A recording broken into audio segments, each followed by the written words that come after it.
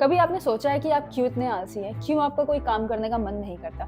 सुबह-सुबह बिस्तर से उठना हो तो मौत आ जाती है। वहीं कुछ लोग 18 साल की उम्र में चैंपियन बन रहे हैं, वर्ल्ड चैंपियन बन रहे हैं, 21 साल की उम्र में मिलियनेयर बन रहे हैं और ओलंपिक मेडल्स ला रहे हैं, जाने क्या-क्या कर रहे हैं। देखिए, आज के दौर में ना हम 2 किस्म के एक्शंस के बीच में हमेशा जगल करते रहते हैं। पहला है कंस्ट्रक्टिव और हेल्दी एक्शन, दूसरा है अननेचुरल और रिस्की एक्शन। अब कंस्ट्रक्टिव एक्शंस क्या हैं? कंस्ट्रक्टिव एक्शन वो होते हैं जो हमारी लॉन्ग टर्म की खुशी के लिए होती है, यानी लॉन्ग टर्म के फायदे में होते हैं ये एक्शंस। जैसे कि एक स्टूडेंट के लिए कड़ी मेहनत करके अच्छे मार्क्स लाना, एक एथलीट के लिए रिगरस ट्रेनिंग करना, म्यूजिशियन के लिए अपनी स्किल को अपडेट करते रहना। अब हमें पता है कि ये जो है कंस्ट्रक्टिव एक्शंस हमारे लॉन्ग टर्म फायदे में है, फिर भी हम ये एक्शंस क्यों नहीं ले पाते हैं रेगुलर बेसिस पे? आइए इसके पीछे की साइंस समझते हैं इस आगे की वीडियो में। हमारा दिमाग ना लाखों करोड़ों साल के विकास यानी इवोल्यूशन से बना हुआ है। और जब हम लाखों साल पहले जंगलों में रहा करते थे हंटर और गैदरर्स की तरह, जहाँ सच में फूड रिसोर्सेज की बहुत कमी हुआ करती थी, यहाँ तक कि हम भूख प्यास से मर जाया करते थे, वहाँ बहुत ज़रूरी था कि हम अपनी एनर्जी को बहुत ही फूक फूक कर इस्तेमाल करें। अब ये हंटर और गैदरर्स का जो माइंड सेट है ना, वो बहुत ही डीपली इनग्रेन्ड है हमारी साइकोलॉजी में, क्योंकि 95% से भी ज़्यादा वक्त ह्यूमन एग्जिस्टेंस का हमने हंटर और गैदरर्स की तरह जिया है और सिर्फ कुछ 10-12 हज़ार साल से ही हम ह्यूमन सोसाइटी में रह रहे हैं, यानी 2.5 मिलियन साल हम हंटर और गैदरर्स की तरह रहे हैं और सिर्फ 10-12 हज़ार साल हम ह्यूमन सोसाइटी में रह रहे हैं। अब इसको ऐसे समझते हैं कि अगर हम पूरी ह्यूमन एग्जिस्टेंस को एक दिन में समेटते हैं तो 23 घंटे 56 मिनट हम हंटर और गैदरर्स की तरह जिए हैं और सिर्फ 4 मिनट हम ह्यूमंस सोसाइटी में रह रहे हैं, इंडस्ट्रियल और एग्रीकल्चर सोसाइटी में। अब ये जो है ना कि हमने अपना एनवायरनमेंट अपने कॉन्शियस ब्रेन से कि अपना एनवायरनमेंट तो बहुत जल्दी चेंज कर लिया, लेकिन उतनी तेजी से हमारी जो साइकोलॉजी है वो इवॉल्व नहीं हो पाई। इसी वजह से हम अपनी एनर्जी को बहुत ही ज्यादा कंजर्व करना चाहते हैं और बहुत ही फूक फूक कर यूज करना चाहते हैं आज भी। अब हमारा ब्रेन किसी भी टास्क से पहले ये देखता रहता है कि किसमें कितनी एनर्जी कंज्यूम होगी और बदले में कितना रिवॉर्ड मिलेगा। ब्रेन में एग्जैक्टली रिवॉर्ड है क्या? वेल, पॉजिटिव फील करवाने वाले न्यूरोकेमिकल्स यानी कि सेरोटोनिन और डोपामिन। और अल्टीमेट गोल क्या है ब्रेन का? कम से कम एफर्ट में ज्यादा से ज्यादा रिवॉर्ड लेना, क्योंकि इसी साइकोलॉजी ने तो हमें सदियों तक सरवाइव करने में हेल्प किया था। लेकिन आज क्या जिस चीज ने हमें सदियों तक सरवाइव करने में हेल्प की थी, आज हमारे लिए लूप होल बन चुका है। हमारा दिमाग जो है ना, खुशी, मोटिवेशन और फीलिंग ऑफ एनर्जी देता है डोपामिन हार्मोन से। डोपामिन को समझने के लिए आप इसे ब्रेन की करेंसी समझ सकते हैं। जहां 8 घंटे की कड़ी मेहनत के बाद 10 यूनिट ऑफ डोपामिन रिलीज होता है, वहीं आधे घंटे की उंगलियां हिलाने से 10 यूनिट ऑफ डोपामिन रिलीज हो जाता है। अब जहां कम एफर्ट में ज्यादा करेंसी मिले, वहीं तो जाओगे ना आप। तो वही सेम चीज ब्रेन के साथ भी है। जहां लेस एफर्ट में उसे ज्यादा डोपामिन मिलता है, वो उस टास्क को एग्जीक्यूट करने की एनर्जी हमें दे देता है। अब आगे बढ़ते हैं और लूप होल्स को थोड़ा और गहराई में समझते हैं।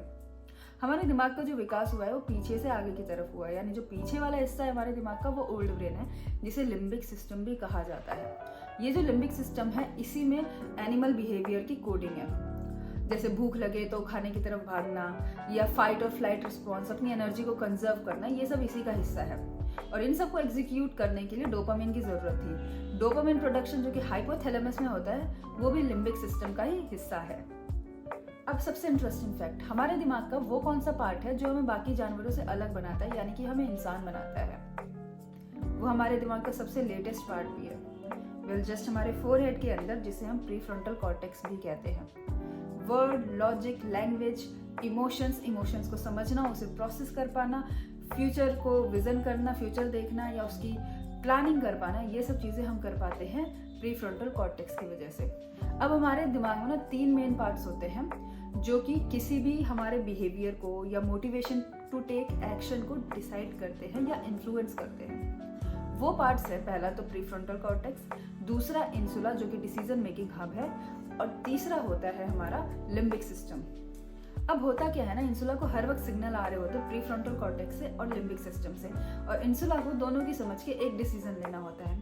प्रीफ्रंटल कॉर्टेक्स तो हमारा समझदार हिस्सा है, लेकिन वहीं लिम्बिक सिस्टम हमारा नादान हिस्सा है, जो कि इम्पल्सिव बिहेवियर क्रिएट करता है लोगों में। इसे सब चाहिए, इसे जल्दी चाहिए और इसे लो एफर्ट्स में भी चाहिए। अब देखिए, जो लिम्बिक सिस्टम है हमारे ब्रेन का पुराना हिस्सा है, तो बाय डिफॉल्ट वो ज़्यादा स्ट्रांग होता है और वो ज़्यादा भारी पड़ता है। होता क्या है ना कि हम उन एक्शंस में ज़्यादा इन्वॉल्व होते जाते हैं जो हमें excessive short term gratification provide करते हैं, जैसे एंटरटेनिंग रील्स हो गए, सोशल मीडिया हो गया, मूवी स्ट्रीमिंग। तो इंटरेस्टिंगली प्रीफ्रंटल कॉर्टेक्स और इंसुला का कनेक्शन वीक होने लगता है और लिम्बिक सिस्टम इंसुला पर हावी होने लगता है।